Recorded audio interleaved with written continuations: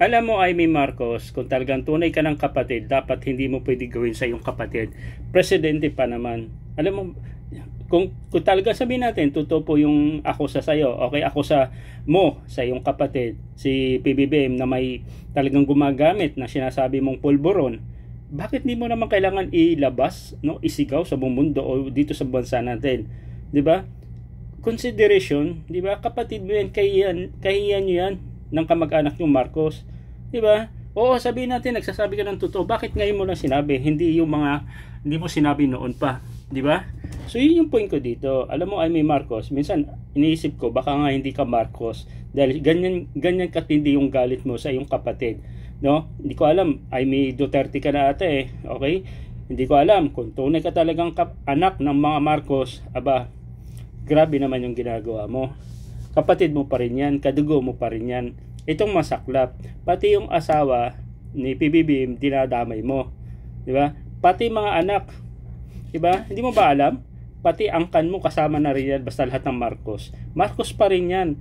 Lahat ng Marcos, kumbaga, ano yung pangalan nila, sirang-sira lang dahil sa'yo. Di ba? Alam mo, Amy Marcos, dahil sa posisyon ng gusto mong makuha sa 2028, senador ka na nga eh. Kailangan mo ba maging vice president pa? Dahil may pinangako sa si VP Sara para magiging vice president ka sa susunod na eleksyon. Huwag ganun. Huwag mong itaya yung pangalan mo, okay? Yung angkan mo, para lang makuha mo yung gusto mong posisyon sa 2028. Huwag ganun. Kasi grabe din yung ginagawa mo. Kahit sino namang kapatid, hindi mo pwedeng gawin, di ba?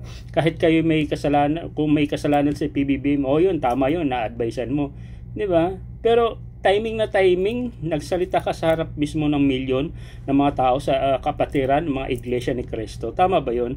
At ito lang sa akin, ang INC nagrally yan para sa accountability, okay? Transparency. Pero ikaw, bakit ka nagsalita sa harap ng mga INC na kapatiran na ganun? So, lumalabas, di ba, na ano yun? Hindi ka ba niya sa mga INC? Di ba? Dapat wala kang binabanggit kasi ang sabi ng INC, spokesperson ng INC, kaya ang layunin nila, kaya sila nandyan sa rally niyan, 3 days pa nga yung sinasabi, is transparency, accountability. No, gusto lang nila isigaw yung gusto nila mangyari sa administration. Bilisan yung kaso, dapat may makulong, may mananagot, dapat ganun lang. Ikaw, iba na yung tinutukoy mo, direct to the point doon sa presidente. Mali po yung pinagsalitaan mo, okay? Yung grupo na yon.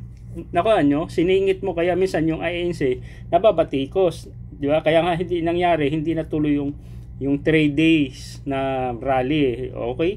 Kasi kayo mga DD supporters, mga DD senador, kayo yung nanggulo dun sa rally na yon.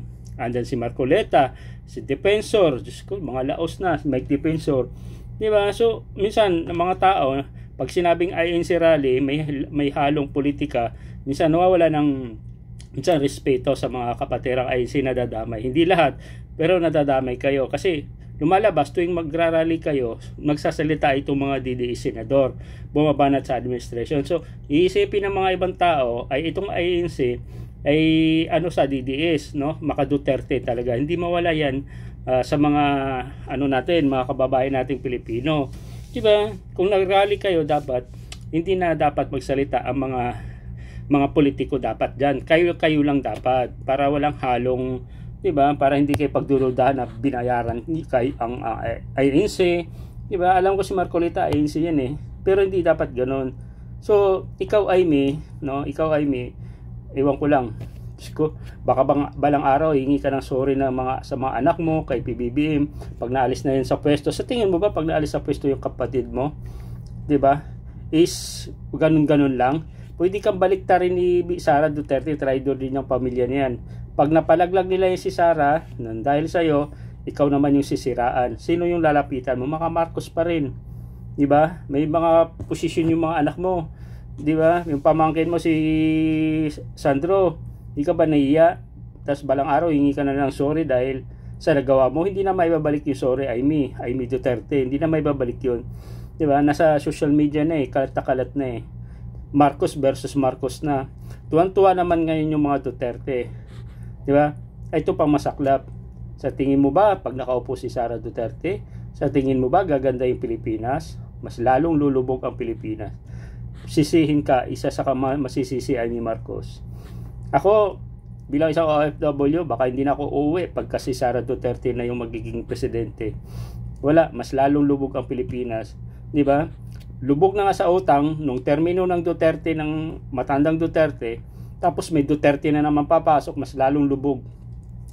Di ba? Magkaano ka na naman ng war on drugs, gayahin mo yung ama mo. Wala. Di ba? Sabi nga ni na mga Duterte dapat para pagbabago. Bakit tong ama ni BP Sara, yung nakulong ngayon sa ICC, nabulok na, Rodrigo Duterte, nabago ba yung bansa natin? Hindi.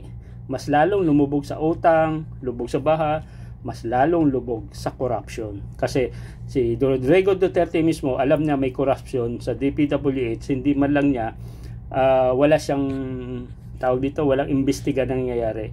Not like dito kay PBBM, di ba? Siya pa yung naglabas, no, nagbulgar para imbestigahan itong mga korupsyon. Siya pa yung sinisisi ng mga Duterte. Ang layunin lang is tanggalin at ipalit itong si Duterte Lustay na yan. Hindi nga marunong makipag-usap di ba? Sablay-sablay mga English, paano makipag-usap yan sa mga ibang leader sa ibang country? Di ba? So, pati mga investor dito, hindi na pupunta dito. Di ba? Wala mangyayari. Puro gastos ang abutin yan. Puro pansin mo, pag may mga sakuna like Bagyo, nasa concert, nasa birthdayhan, kung saan lang. Babalik lang pagkatapos na, wala na. Nagbibigay na lang ng lugaw. Pero sa mga rally ng mga DDS, puro lechon, kung gumastos malaki, pero pagdating sa mga sakuna, lugaw ang mangyayari. No? So ako, PBBM supporters, wag po natin pababayaan. No, wag natin hayaan si PBBM na basta-basta ganun lang nila matanggal. Okay? Kung gusto niyo talaga kayong mga DDS o BP Sara, kung talagang malakas ka, no, dito sa Pilipinas, okay, malakas ka sa mga DDS, bakit nagmamadali ka umupo? So, hintayin mo 2028. Kung talagang matapang ka, magaling ka, okay, malakas ka, bakit hindi nyo maantay yung 2028? Bakit gusto nyo pabagsakin ngayon? Dahil alam nyo, matatalo kayo 2028. Alam nyo, baka ngayong taon o next year, makukulong ka na o ma-impeach ka pa. Kaya gusto nyo, ngayong taon, gusto nyo pabagsakin agad. So, ganun. So, bantayan po natin, mga PBBM supporters, yung nangyayari ngayon. Huwag natin hayaan ito si PBBM na basta ganun na lang yung babanatan nila at matanggal. Hindi.